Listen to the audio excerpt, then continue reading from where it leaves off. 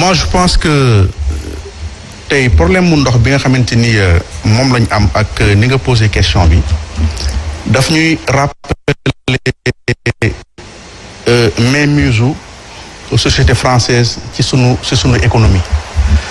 parce que tey Sen'Eau bii jël remplacer SDE mooy Suez tudd nañ ko ak ay scandale yu bëri ci ay affaire de corruption à travers le monde donc ba tey ñoom ñoo yor société bu ñuy wax ENGIE nga xamante ni seen filiale la mi ngi gagné ay marché électricité au niveau de la banlieue et dans la région de Louga tey jii problème bi am dafa nekk loo nga xamante ni dafay poser dimension est-ce que bi nga xamante ni Sen'Eau ñëw na investissement yi nga xamante ni waroon nañ ko def nañ ko pour mën a renforcer le réseau bi nga xamante ni mooy permettre population yi mën a am ndox boo demee ba ci à l'intérieur du pays Sénégal am na dëkk yoo xamante ni ba léegi teen la ñu am ndox bi ñi ngi naan dañu am problème mu ndox par exemple waa Cap Skirring jóg nañu démb mais boo demee ci dëkk yu mel ni biir Saloum biir Nioro ay dëkk yu mel ni kër Afé Thiamène ay kër Maba Diakhou ay dëkk yooyu c'est ak ay Kotanete dëkk yoo nga xam te ni ba léegi dañuy jukki teen di pour mën a am ndox donc ñun situation bi ñu nekk di décrire ni ñoom ci loolu la ñu dund te loolu dafa am contraste ak discours émergent bi am te ni moom la ñuy dégg toujours parce que mënuñu wax émergence te nit ñi mënuñu am ndox bu ñuy sangoo nit ñi mënuñu am ndox bu potable bu nga xamante ni tey jii même Dakar am na zone yoo xamante ni am nañ ndox mais ndox bi ñu am baaxul et ce qui pose également ndax c'est un lien y a un lien entre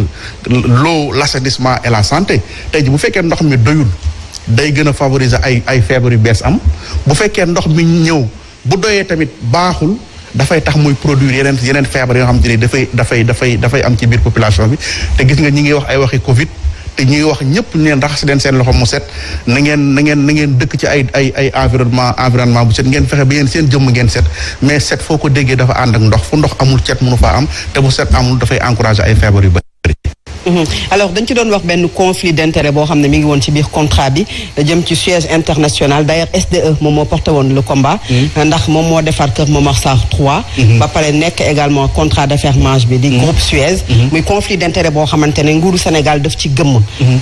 dañu bëggoon xam lan moo tax mu gëmm ci ndax part bi muy am dans le capital moom moo tax mu gëmm ci loolu nga xam ne conflit d'intérêt la ñu wax ko wala daf ko def rek par une mauvaise volonté non xam nga il faut leen moom il faut nga reconnaître ñu accepter ko mooy le président Macky français yi lu ñu bëgg danañ koy defal Sénégal dans tous les domaines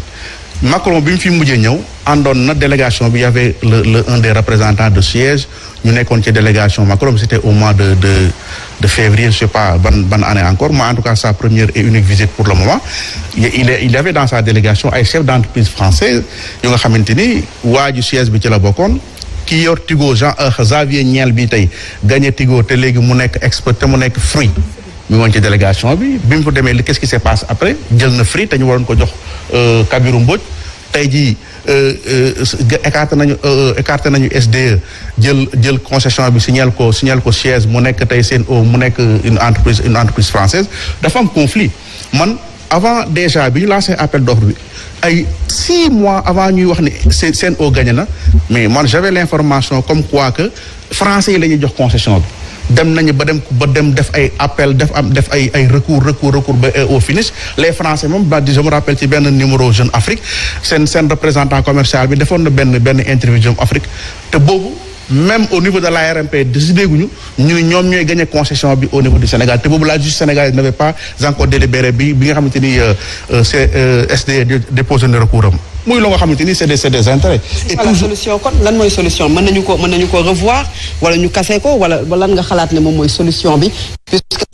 garantie bi ñu joxe woon mooy la distribution quand même de l'eau potable partout dans le Sénégal surtout la région de Dakar bi nga xam ne tey ñoom ñoo am problème pour am ndox. gis nga aujourd'hui boo xoolee seen convention bi ñuy signé ak Sénégal muy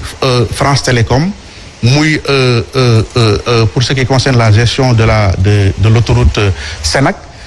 à chaque fois il y a des possibilités de revenir sur le contrat réajuster ko par rapport à la situation tey jii comme nit ñi ñi ngi am problème moi je pense que les consommateurs war nañ sax mën a def déposer une plainte contre Sen'Eau pour les préjudices subis et s'il faut revoir le contrat ou en tout cas de dénoncer ko totalement jëm ko doxaat ci SDE s'il a les possibilités de le faire pourquoi pas parce que quand même déjà defaguñu un an les Sénégalais commencent à souffrir. Et justement au-delà de ça tey nee nañu ko émergence moom la ñuy yóotu qu'est-ce qui empêche au Sénégal ñu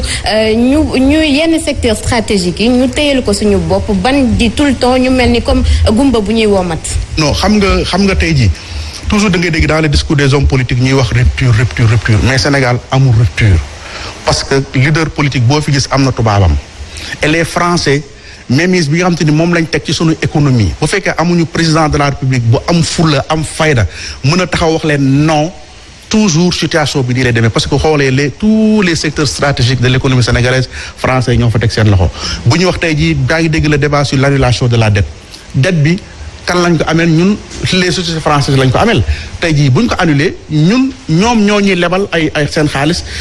tabaxal ñu ba pare ñun ñu am xaalis rembourser leen dette bi ndax ñoom ñoo ñu ko lebal ñoom et c'est dans tous les secteurs amul benn secteur boo nga xamante ni c'est exclu même le secteur de la justice je vous dis que l'autre jour bi ñu jàppee Hissène Habré ba war ko delloo bi ñu demee police dañ fa fekk ay français lañ fekk ci prison bi ñu toog